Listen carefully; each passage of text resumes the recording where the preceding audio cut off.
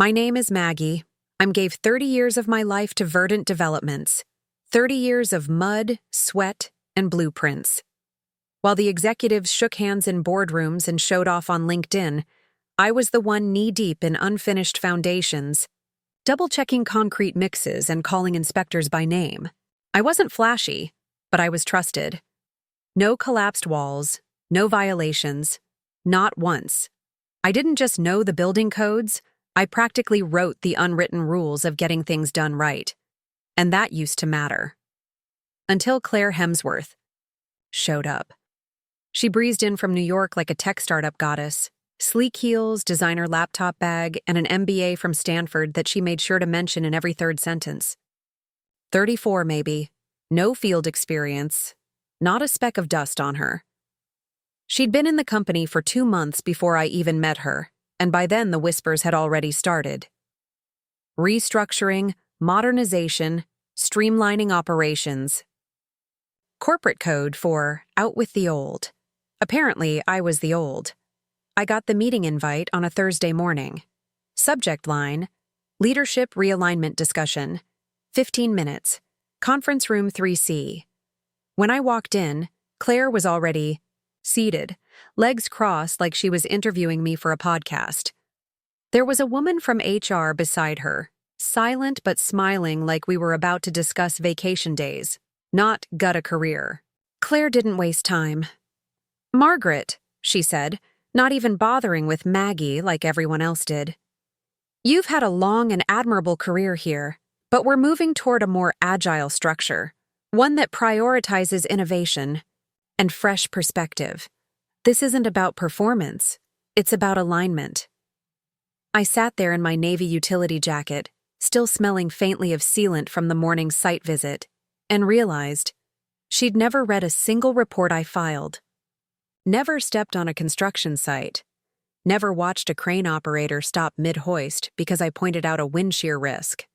I didn't say much, just nodded. What could I say? They'd already made the decision.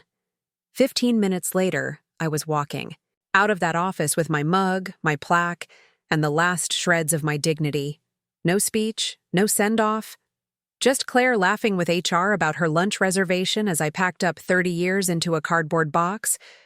That's what hurt the most. Not the firing, but the way they made it feel like I'd never mattered. I went home that day carrying more than a cardboard box. I carried 30 years of loyalty, chewed up and spit out like yesterday's coffee grounds. But as I stepped into my garage, past the old drafting table and the blueprint still rolled up from the last project I led, I didn't feel rage. Not yet. I felt hollow. Then I remembered the old metal file cabinet in the corner. Second drawer, from the bottom. That drawer had followed me through every office move, every reorg, every shakeup. Inside was a battered leather-bound case I used to jokingly call my insurance policy. I pulled it out, set it on the workbench, and opened it for the first time in years. Inside were 10 years' worth of handwritten notes, my personal records, not gossip, not rumors, just facts, dates, job numbers, names. Every time someone up, top forced a site to break ground before permits were cleared. Every shortcut ordered to meet an impossible timeline. Every swap from reinforced steel to cheaper alternatives with a lower grade. I didn't report them back then. I voiced my objections. Sure, I fought some battles. But over time, the fights became whispers, and the whispers became paper trails. Because I knew one day someone would push too far. And I'd need proof that I had warned them. As I flipped through those pages, my blocky handwriting, always in black ink, I realized something bitter and clean. They hadn't just fired me. They'd dismissed the only person who ever tried to keep the company honest. For years, I was the wall between cutting corners and catastrophe. I didn't just protect Verdant's buildings, I protected its reputation.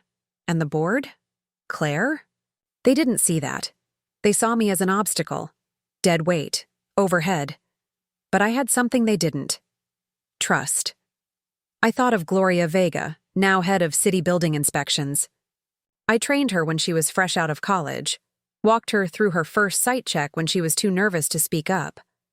Or James Dupree at zoning. I vouched for his ethics when a developer tried to bribe him. People in this town knew me. Not because I kissed the right rings, but because I showed up, did the work, and never lied.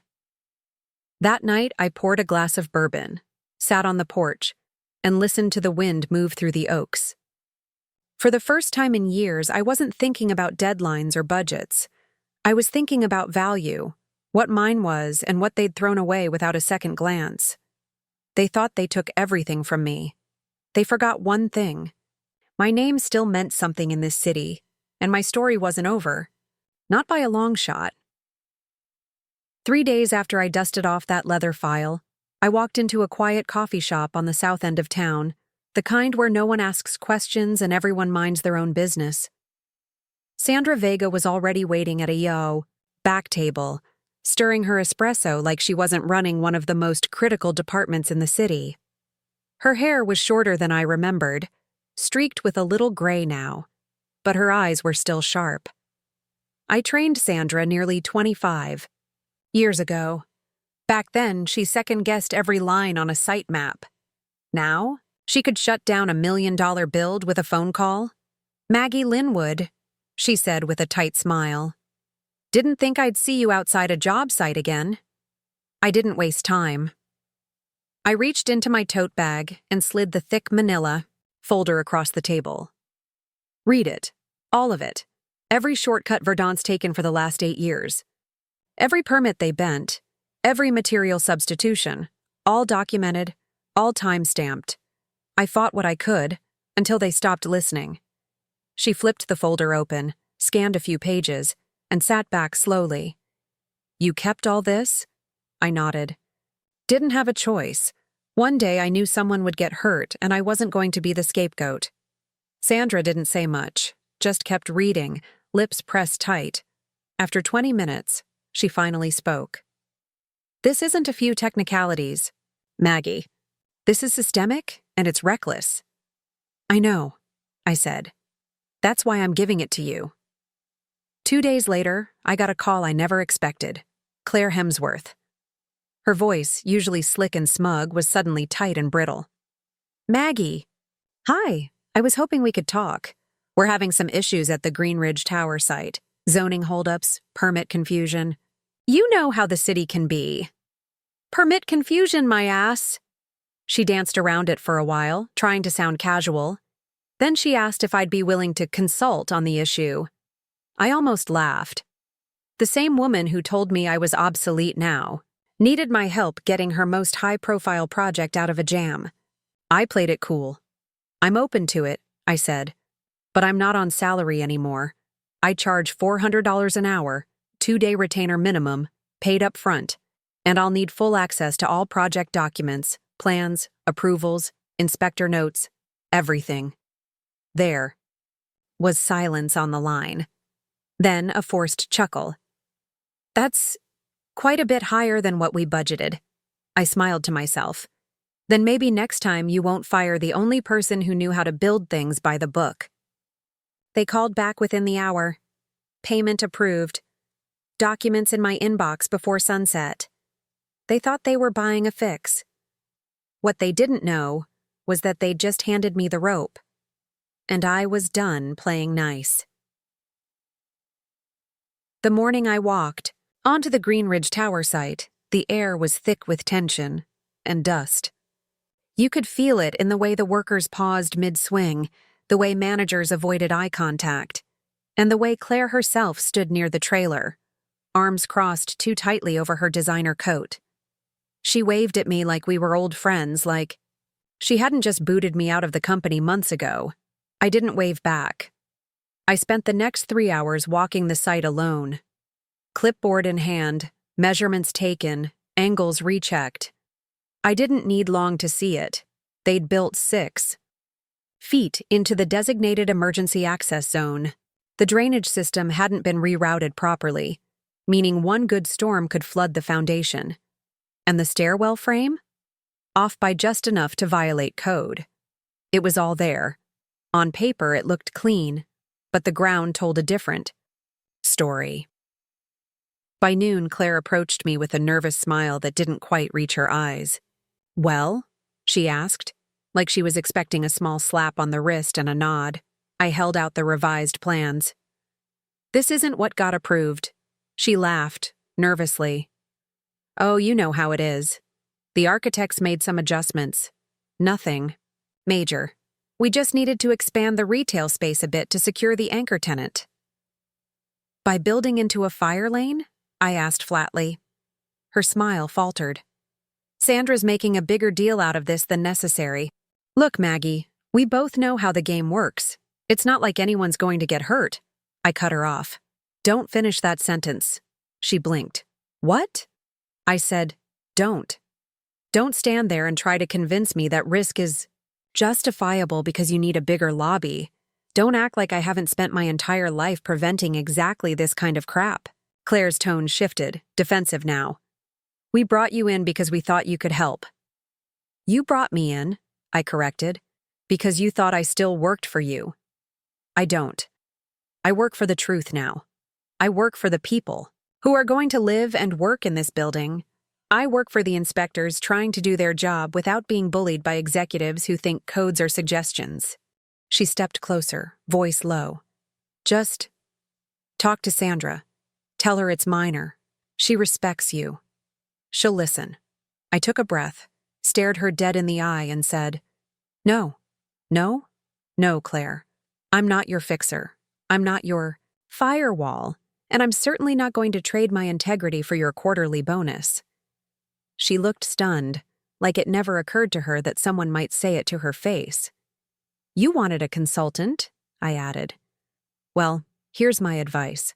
Stop cutting corners, because the next time someone gets hurt, you won't just lose a project, you'll lose everything." And with that, I turned and walked back toward the city truck parked by the gate, where Sandra was waiting with a folder of her own. Claire had made her move. Now it was our turn. A week after I refused to smooth things over at Greenridge, I got a certified letter from Verdant's legal team. It was dressed up in polite legalese, but the threat was clear. Failure to cooperate with internal compliance efforts may result in re-evaluation of your post-employment benefit package. Translation: shut up or lose your pension. I laughed out loud, an actual belly laugh, as I read it over my morning coffee. 30 years of blood, bone-deep commitment, and they were dangling my retirement like a leash. I didn't even hesitate. I opened my laptop, organized the rest of my documentation, and sent Sandra Vega a second batch. This one was bigger, cleaner, detailed down to timestamps and internal memos. If they wanted to play hardball, they'd better be ready for the damn earthquake I was about to drop on them. And then silence. No more phone calls, no more veiled threats. Just the slow churn of an empire realizing it had finally hit something, immovable. I spent the next few weeks cleaning out my garage, sleeping in past 6 a.m. for the first time in decades, and taking long walks with no site schedules buzzing in my pocket. For the first time in a long time, I felt light, untethered, but I also knew I wasn't done. Not yet. About a month later, I got a call from a number I didn't recognize. On the other end was Peter Hammond, CEO of Stonebridge Group, Verdant's most serious competitor, and someone I'd never expected to hear from directly. "Maggie," he said, his voice calm but precise. "I've been following what happened over at Verdant. You've made quite the impression, especially in City Hall." He didn't dance around it. "We're expanding fast, and we need someone to lead compliance, someone who doesn't flinch when it matters. You interested in coming aboard?" I didn't answer right away. I asked for time. Time to think, not because I wasn't tempted, but because this was the first time in 3 decades I wasn't answering out of obligation. I'd spent 30 years picking loyalty over logic, biting my tongue for the sake of keeping the peace, sacrificing weekends, sanity, and sleep just to hold crumbling structures together, sometimes literally. But this? This was a choice. Mine. So, I said yes. I didn't return to the same old grind. Stonebridge wasn't verdant. Peter didn't want a yes woman or a figurehead. He handed me the keys to a new department, gave me veto power on any build, and said, "You're the conscience of this company now. Make sure we never lose it." And for the first time in my professional life, I felt it. Respect not for what I could produce, but for what I stood for. I wasn't just back in the game. I'd rewritten the rules. By the time the city investigation wrapped up, the tremors had reached every corner of the construction world in Texas, and Verdant Developments was sitting dead center in the blast zone. 8 projects, all active, were hit with immediate stop work orders. Some were barely out of the ground, others halfway built. Didn't matter. When the inspectors showed up with Sandra Vega and a city attorney in tow, even the most arrogant site, managers couldn't talk their way out of it. The evidence was too overwhelming. Photos, permits, altered documents, material switch-outs, stamped timelines, all of it spelled out in black and white. I wasn't there to watch the chaos unfold, but I didn't need to be. My name was in the official report, Maggie Linwood, former Director of Technical Operations. At Verdant, listed as the primary whistleblower and key technical witness. I'd be lying if I said that didn't feel good. Not vindictive, just right. I wasn't out to ruin anyone's life. I wasn't sitting at home rubbing my hands like some comic book villain. I just wanted the truth to breathe. And once it did, it hit like fresh oxygen in a room full of smoke.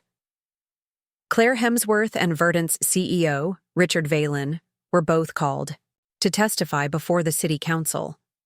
Word spread fast. Reporters outside the courthouse, anonymous leaks on construction forums, even local news segments dissecting safety violations like they were tabloid scandals. I saw one clip where Claire tried to claim errors in field communication as the cause for multiple code breaches. It was laughable. People weren't buying it anymore.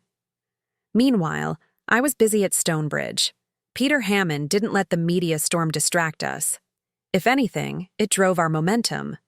We picked up 3 new clients that month, developers who wanted quality and transparency over rushed deadlines and hidden shortcuts.